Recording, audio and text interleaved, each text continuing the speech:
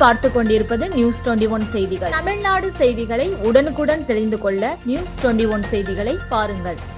கொடைக்கானலில் முக்கிய பகுதியாக விளங்கும் மூஞ்சிகள் பகுதியில் மதுரை திருப்பரங்குன்றத்தில் தீபம் ஏற்றப்படுவதை தடுத்த தமிழக அரசை கண்டித்து இந்து முன்னணி மற்றும் பாஜகவினர் சுமார் 100க்கும் மேற்பட்டோர் இணைந்து போராட்டத்தில் ஈடுபட்டனர்.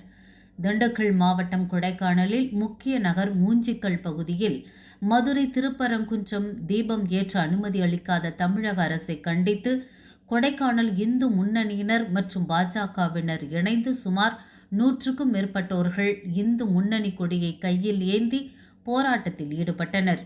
மூஞ்சிக்கல் பகுதியில் தமிழக அரசை கண்டித்து போராட்டத்தில் ஈடுபட்ட இந்து முன்னணியினர் மற்றும் பாஜகவினரை காவல்துறையினர் கைது செய்து வாகனங்கள் மூலம் அழைத்துச் சென்றனர். இந்த போராட்டத்தினால் மூஞ்சிக்கல் பகுதியில் சுமார் 1 மணி நேரமாக போக்குவரத்து பாதிப்பு ஏற்பட்டது. இதனால் அப்பகுதியில் பரபரப்பான சூழ்நிலை காணப்பட்டது.